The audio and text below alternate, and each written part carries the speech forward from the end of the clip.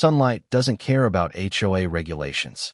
That's the exact sentence I said while Brenda Whitmore stood in the middle of the street screaming behind oversized designer sunglasses worth more than my first pickup truck. At 6:12 that morning, Willow Creek Estates looked like somebody had parked the sun directly on top of my house. Golden light blasted across the cul-de-sac so hard the windows on the HOA clubhouse lit up like welding torches. I could hear people yelling before I even opened my front door. Tires screeched somewhere down the block. A mailbox got clipped by a white Tesla trying to turn the corner blind. The smell of burnt rubber mixed with desert dust and fresh coffee drifting from my kitchen while I stood there in steel-toe boots, watching 47 angry homeowners lose their minds over a roof color. My roof color. 3 weeks earlier, those same people had voted to fine me $50,000 because my charcoal matte roof supposedly violated community harmony standards. Harmony. That was Brenda's favorite word. She used it the way dictators use flags. Everything in Willow Creek Estates had to match her version of perfection. Beige stucco walls, cream trim, fake stone accents, lawns cut exactly 2.5 inches tall. Even the mailboxes looked scared to express individuality. Then there was my house. Dark charcoal standing against the Arizona sun like a piece of industrial steel dropped into a country club brochure. My late wife picked that color 2 years before cancer took her away. Said it reminded her of storm clouds rolling over the desert right before rain. I installed that roof with my own hands 6 months after the funeral because it was the last home project we ever planned together. Brenda called it aggressive architecture. I called it grief with shingles. My name's Ethan Cole, 42 years old. White guy, metal coating specialist. I spent 20 years applying reflective thermal finishes to casinos, airport hangars, luxury resorts, and commercial buildings across the Southwest. If sunlight hits metal anywhere between Phoenix and Las Vegas, there's a decent chance somebody paid me to make it happen, which is exactly why Brenda should have left me alone. But HOA people like Brenda never leave things alone. They escalate. First came the violation letters tucked under my mailbox flag every Friday morning.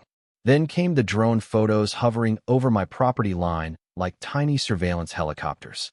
Then the public HOA meetings where Brenda stood under fluorescent lights holding enlarged pictures of my roof like she was presenting evidence in a murder trial. Dark surfaces negatively impact luxury property values, she kept repeating in that fake honey-sweet realtor voice. Meanwhile, the smell of her expensive perfume floated through the room thick enough to choke a horse. I stayed calm through all of it, mostly because I knew something Brenda didn't. People who work with light for a living learn exactly how dangerous reflection can become when somebody pushes too hard. And Brenda Whitmore had just pushed me straight into engineering mode. The first violation notice arrived taped to my front door while I was pressure washing aluminum panels in the driveway.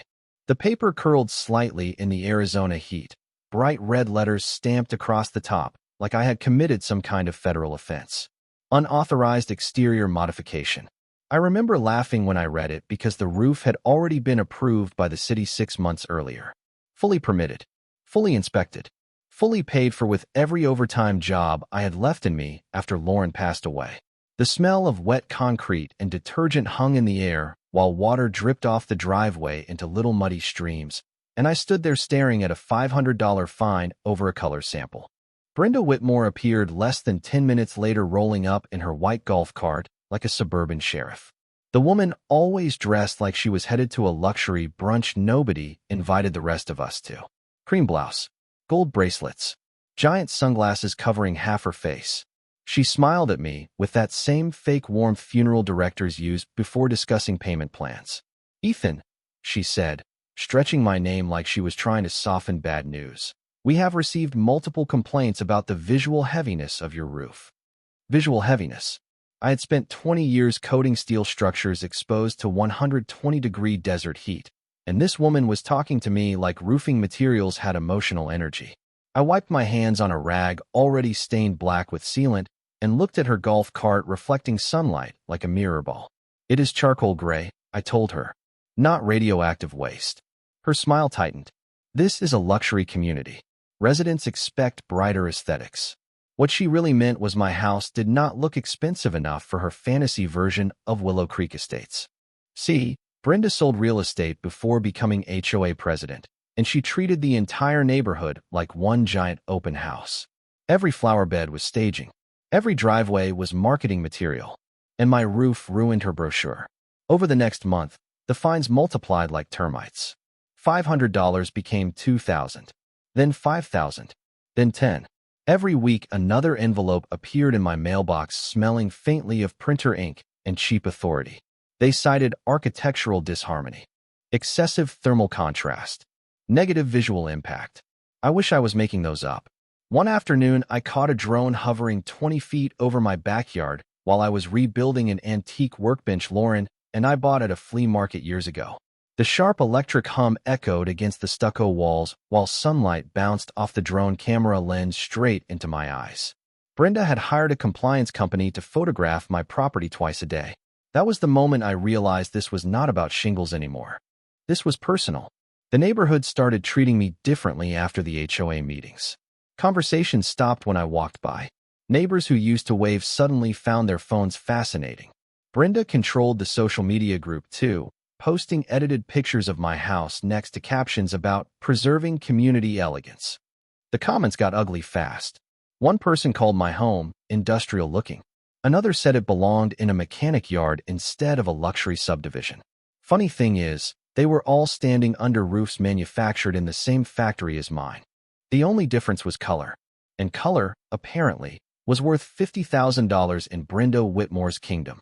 The final notice arrived on a Thursday afternoon packed inside a certified envelope thick enough to feel expensive. I heard the mail truck brakes hiss outside while I was inside my workshop polishing a stainless steel panel for a casino project in Scottsdale. The sharp scent of metal polish and machine oil filled the air, mixing with the dry heat rolling through the open garage door. I already knew it was from the HOA before I even picked it up. Brenda had started using certified mail the same way normal people use text messages. Every threat came with signatures, stamps, and enough legal wording to make retirees panic over breakfast. I sliced the envelope open with a utility knife and unfolded 6 pages of pure suburban insanity. Final demand: $50,000 in accumulated fines. Immediate corrective action required. Potential lien proceedings pending. The paper crackled in my hands while sweat gathered under the collar of my work shirt. Not fear. Anger. Slow, controlled anger. They were trying to take my house one violation at a time. I drove straight to the HOA office 15 minutes later. The Arizona sun hammered the windshield hard enough to make the steering wheel hot against my palms. Their office sat beside the community pool in a fake Tuscan-style building with stone columns and decorative lanterns that looked imported from a movie set. Everything about Willow Creek Estates was manufactured elegance. Even the silence felt staged. Brenda was already waiting when I walked in, sitting behind a giant walnut desk with both hands folded neatly, like she had rehearsed the posture in front of a mirror. The air conditioning blasted cold air that smelled faintly like vanilla candles and fresh carpet glue. "Ethan," she said calmly, "I was hoping you would come in before this escalated further." Further. Like extorting somebody over a roof color was a normal Thursday activity. I dropped the paperwork on her desk hard enough to make her coffee jump. $50,000? I asked. "You people have completely lost your minds." She did not even blink. Community standards protect property values. There it was again. Property values. That phrase had become Brenda's religion. She leaned forward slightly, lowering her voice into that fake compassionate tone people use before delivering bad news. "Look around this neighborhood. Families invested millions into these homes. Your roof creates visual inconsistency that affects market perception." Market perception. I stared at this woman sitting under recessed lighting in an office decorated with staged family photos and framed real estate awards, and suddenly everything clicked into place. Brenda did not hate my roof because it was ugly. She hated it because she could not control it. Every identical beige rooftop in Willow Creek Estates represented obedience. Mine represented resistance. I laughed before I could stop myself. A short, dry laugh that made her expression tighten for half a second. "You know what the funny part is?" I asked. "You are trying to lecture a coating specialist about thermal efficiency while sitting under a black asphalt parking lot in 110-degree heat." Her jaw flexed slightly. Tiny movement. Barely noticeable. But I caught it. Brenda hated being corrected, especially by someone she considered beneath her little social ladder. She slid a folder across the desk toward me. Inside were contractor estimates for mandatory roof replacement. $82,000. She had already selected the company. Of course she had. Preferred vendors. HOA-approved colors. Financing options available. The whole thing smelled rotten. I left without another word. But something strange happened while I was backing out of the parking lot. Sunlight bounced off the chrome trim of Brenda's Lexus parked near the entrance and flashed directly through my windshield like a welding arc, bright, sharp, reflective. And for the first time in months, I smiled all the way home. That flash off Brenda's Lexus stayed in my head the entire night, like a song you cannot stop hearing. I sat alone in my workshop long after midnight, surrounded by the smell of aluminum dust, old coffee, and overheated wiring from the industrial heat lamps hanging above my workbench. Outside, the neighborhood sat perfectly silent under soft amber streetlights, while automatic sprinklers hissed across identical front lawns like synchronized robots. Willow Creek Estates always looked peaceful after dark. That was the illusion Brenda sold people. Uniformity pretending to be harmony. I opened the HOA covenant binder again and started reading every line the way I inspect structural coating contracts before million-dollar installs. Slowly, carefully, looking for loopholes buried under decorative language and legal fluff. Most people skim documents. Tradesmen do not. One wrong sentence in my industry can melt a roof membrane under desert heat and cost somebody their business. Around 1:30 in the morning, I found it. Section 8. 4. Exterior roofing standards. The wording was almost laughable once I slowed down enough to dissect it. Approved colors restricted to earth tone palettes compatible with Southwestern luxury aesthetics. Nothing about reflective materials. Nothing about metallic coatings. Nothing about solar finishes. Nothing about light refraction or thermal surfaces. Brenda and her little committee had spent months obsessing over color while completely ignoring physics. I leaned back in my chair and stared at the ceiling fan spinning lazy circles overhead while heat from the workshop lights warmed the back of my neck. Then I started laughing. Not angry laughter this time. The dangerous kind. The kind mechanics get right before solving a problem with tools nobody else understands. See, years ago I worked on a luxury resort project outside Las Vegas that used mirrored thermal coatings to reduce rooftop temperatures by almost 30 degrees. High in material. Expensive. Technically classified as energy-efficient architectural surfacing. In direct sunlight, it looked like polished gold chrome. Beautiful from a distance. Absolutely brutal at the wrong angle. I still had supplier contacts. I still had application equipment. And most importantly, I knew exactly how Arizona sunlight behaved during early morning hours in late summer. By sunrise, I was standing in my driveway wearing welding glasses while the first orange light crept over the neighborhood rooftops.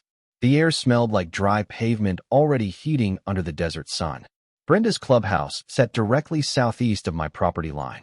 Huge decorative windows facing my roof at almost perfect reflection range between 6 and 8 in the morning.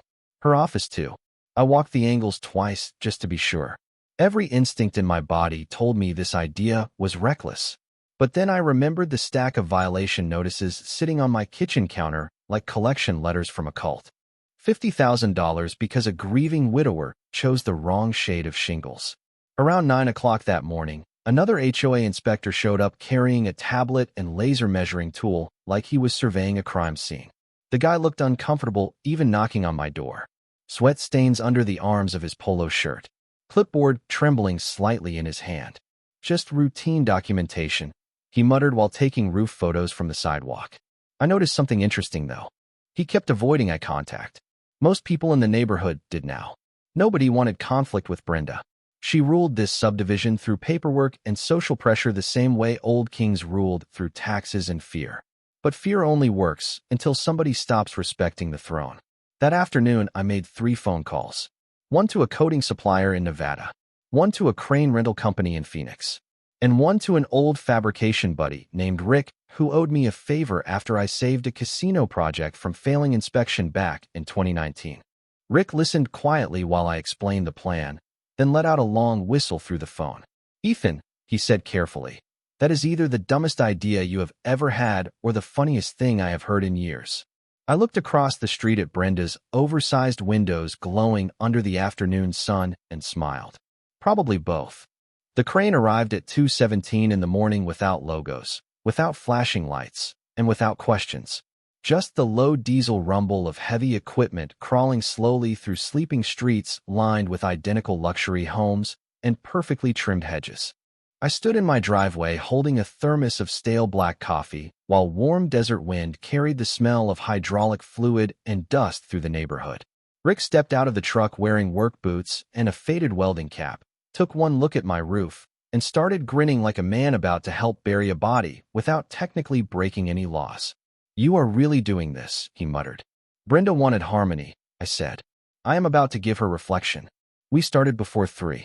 Massive industrial floodlights lit up my house, while the crane lifted pallets of reflective coating onto the roof in slow, careful swings. The material looked almost liquid under the lights. Gold chrome thermal surfacing designed for commercial desert structures. Expensive enough to make accountants cry. Rick rolled out spray equipment while I secured harness lines against the roof anchors I installed years earlier. Every movement felt calm, measured, professional. That was the strange part. I was not angry anymore. Anger burns hot and sloppy. This felt cold, precise, like solving an engineering problem everybody else overlooked. By 4:30, the first layer was down. The coating spread across the shingles smooth as polished brass, catching every stray beam of light until the entire roof started glowing faintly against the darkness. Even Rick stopped talking for a minute just to stare at it. "Good Lord," he whispered. "It looks like Fort Knox." We worked straight through sunrise.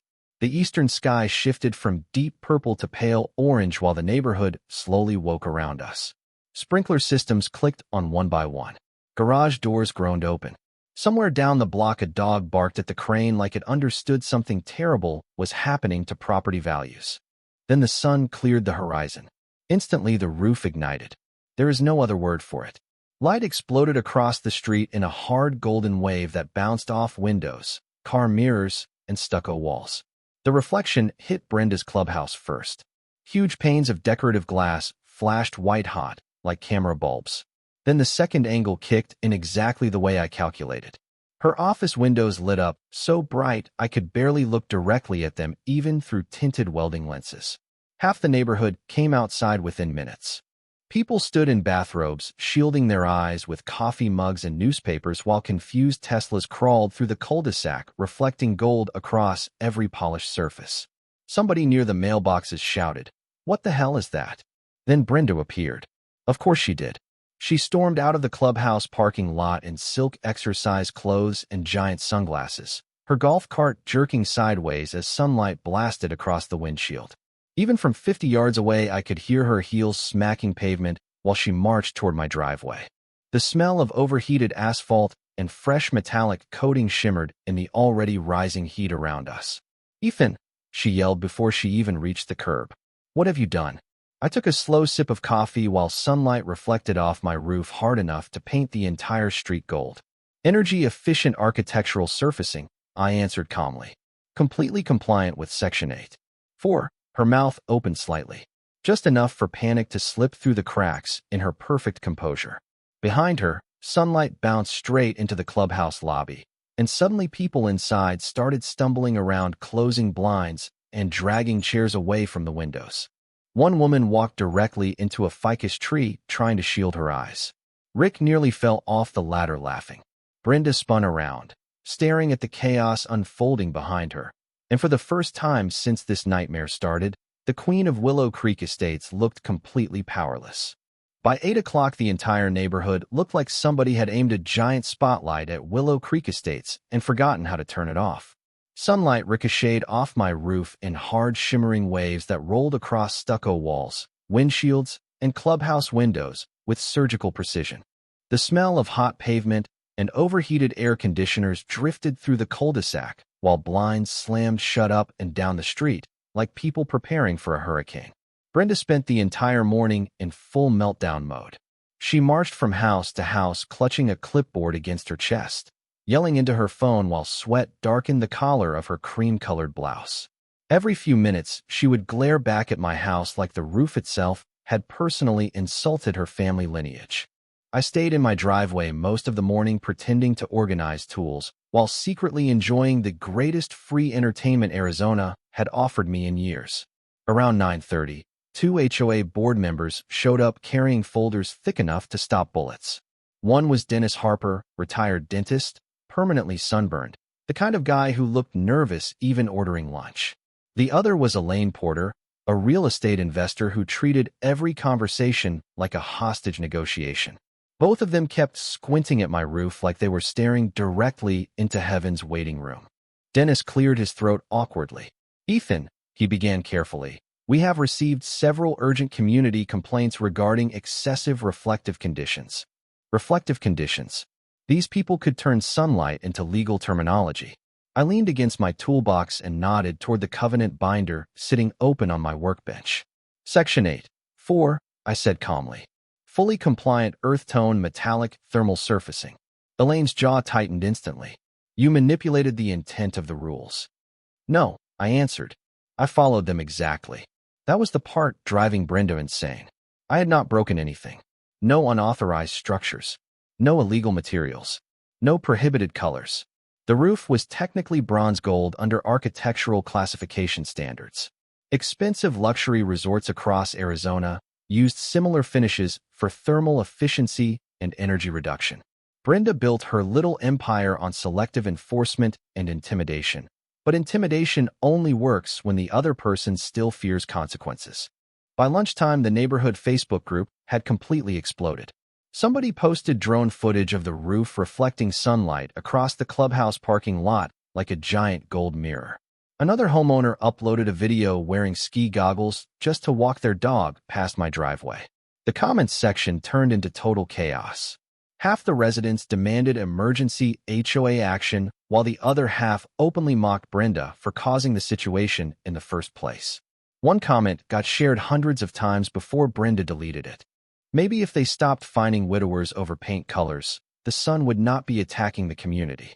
That one hit hard because people finally started realizing this was never about aesthetics. It was about control. Around 2 in the afternoon, local news vans rolled into the subdivision after somebody tipped them off about the blinding luxury roof. Cameras popped up near the entrance while reporters in heavy makeup sweated through blazers under 108-degree heat. The moment Brenda saw Channel 12 interviewing residents beside the clubhouse, she looked like she might physically dissolve from stress. I almost felt bad for her. Almost. Then I remembered the $50,000 lien notice sitting on my kitchen counter. The reporter eventually walked over to my driveway holding a microphone while sunlight flashed gold across her camera lens. "Sir," she asked cautiously, "did you intentionally design your roof to reflect sunlight toward the HOA office?" I looked past her at Brenda standing 50 feet away beside her golf cart frozen in pure disbelief. Then I shrugged. "I designed it to comply with community standards," I answered. Behind the reporter, somebody inside the clubhouse pulled emergency blackout curtains across the windows, while another homeowner walked into a decorative fountain, trying to avoid the glare. Even the cameraman started laughing. The emergency HOA meeting started at 6 that evening, and for the first time since I moved into Willow Creek Estates, the parking lot overflowed onto both sides of the street. Luxury SUVs lined the curbs bumper to bumper, while homeowners marched toward the clubhouse carrying folding chairs, iced coffees, and enough frustration to power the entire state of Arizona.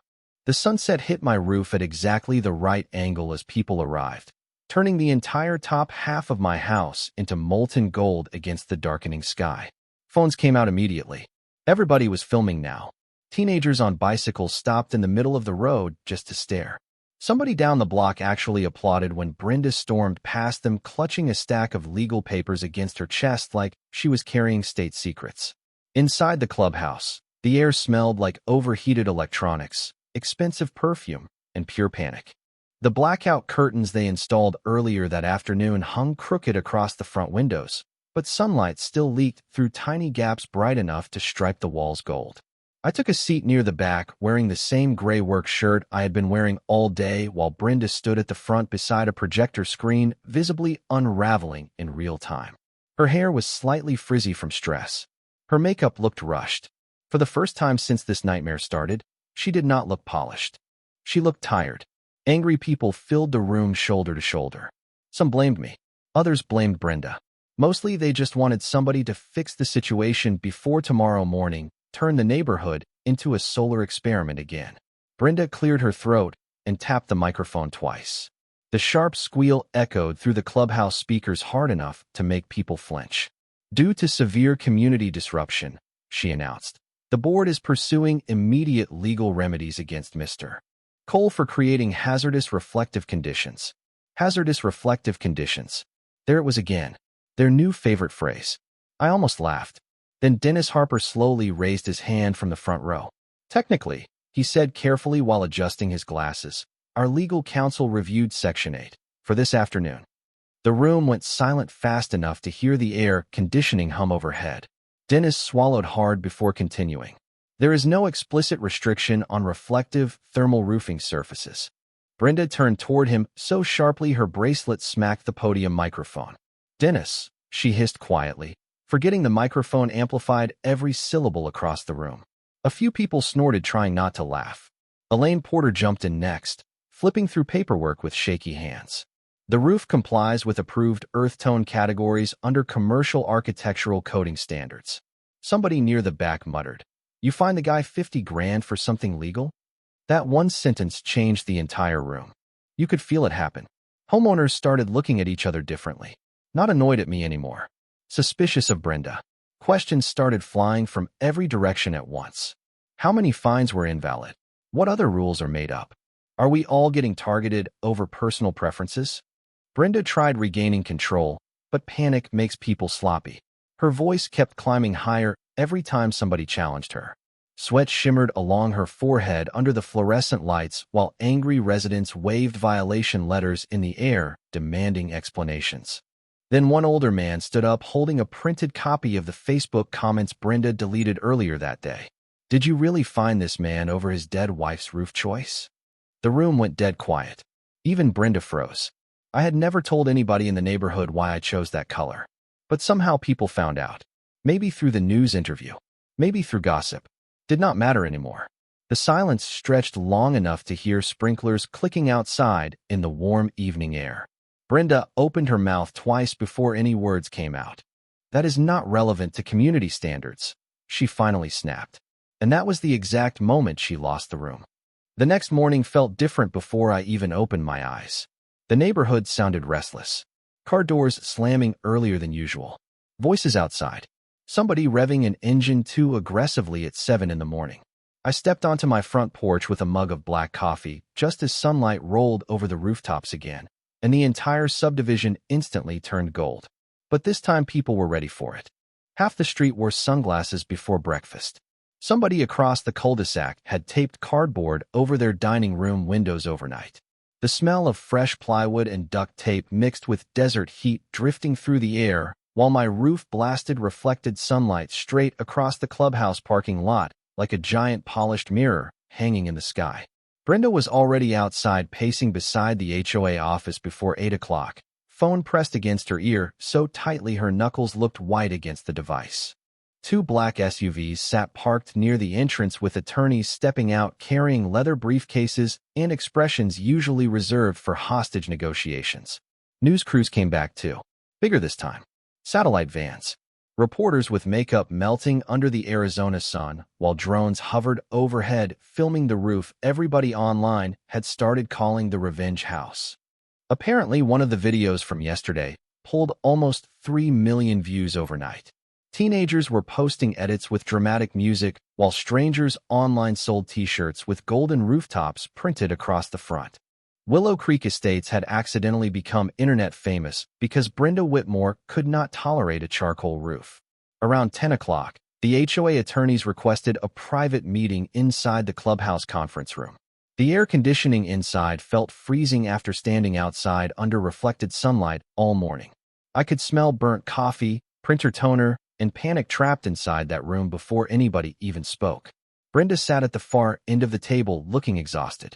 No designer sunglasses today. No polished confidence either. Just frustration simmering under layers of expensive makeup. One attorney adjusted his tie and slid a folder toward me carefully.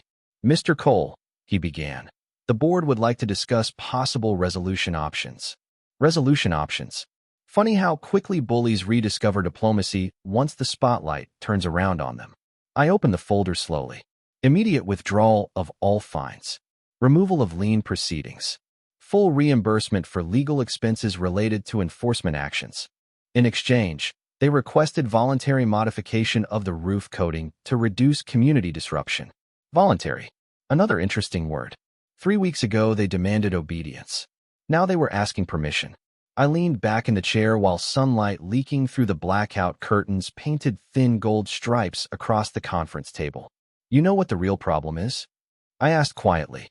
Nobody answered. Brenda stared at me silently from the end of the table. You people confuse compliance with control, I continued. You thought because homeowners signed paperwork, you could punish individuality until everybody looked exactly the same. One attorney shifted uncomfortably. Another kept rubbing his temple like he already regretted representing this neighborhood. Outside, somebody near the pool started cheering as another news helicopter circled overhead, reflecting sunlight off my roof again. Even through the thick clubhouse walls, you could hear it. Brenda finally spoke after almost a full minute of silence. Her voice sounded smaller now. Tired. What do you want, Ethan? I looked directly at her for the first time since this whole mess started. Not angry anymore. Not even satisfied. Just calm. I want you to understand something, I said. My wife picked that original roof color before she died. You fined me $50,000 because it did not match your version of perfect. Brenda's face changed slightly then. Tiny crack in the armor. Maybe guilt. Maybe embarrassment. Hard to tell with people like her. I stood up, slid the settlement papers back across the table, and looked toward the glowing gold reflection leaking through the blackout curtains. Now the entire country knows what kind of community this really is. Brenda Whitmore resigned 11 days later. Not dramatically. No screaming. No final speech. Just a bland 2-paragraph email sent to the entire community at 6:43 on a Tuesday morning while the sun climbed over the Arizona mountains and turned my roof into liquid gold one last time. By then the story had spread far beyond Willow Creek Estates. National real estate blogs picked it up first. Then daytime talk shows. Then legal channels on YouTube breaking down HOA abuse cases while drone footage of my house played on giant studio screens behind them. The internet gave my roof nicknames I never asked for. The Golden Payback. The Revenge Reflector. Fort Karma. Somebody even made parody sunglasses branded with Brenda's name. The entire situation became so embarrassing for the HOA board that homeowners started demanding full audits of every violation issued over the last 5 years. Turns out I was not the only one targeted over personal preferences disguised as community standards. One family had been fined over a basketball hoop, another over wind chimes. An elderly veteran received violation notices because his flagpole was apparently visually aggressive.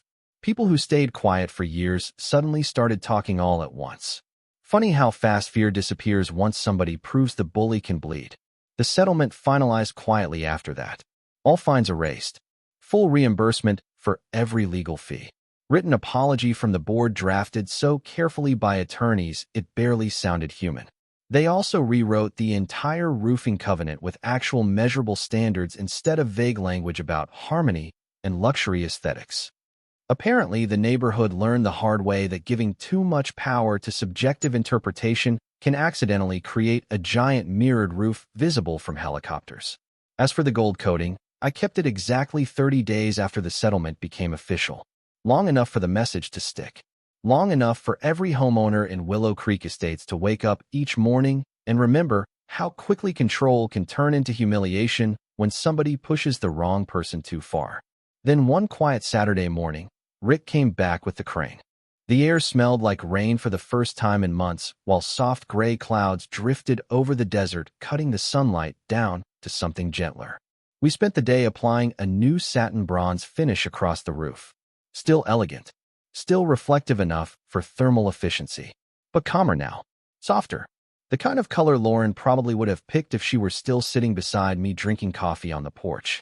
Around sunset, after Rick packed up the equipment and the neighborhood settled back into its usual suburban silence, I sat alone in a folding chair at the edge of my driveway, watching the last light hit the roof. The bronze surface glowed warm against the darkening sky, while sprinklers clicked softly across distant lawns. Somewhere down the block, kids laughed riding bicycles past the clubhouse like the entire nightmare had never happened. But the funny thing about reflective coatings is they never lose all their memory. For about 6 minutes every evening, right before the sun disappears completely behind the mountains, the angle still catches.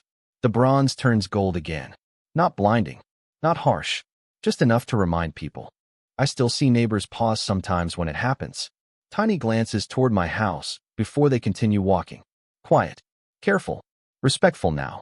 And every single time that light rolls across Willow Creek Estates, I think about Brenda sitting in that clubhouse talking about harmony while trying to find grief out of somebody's life. Turns out sunlight works exactly like truth. You can block it for a while with curtains and paperwork and carefully written rules. But eventually it finds the glass anyway.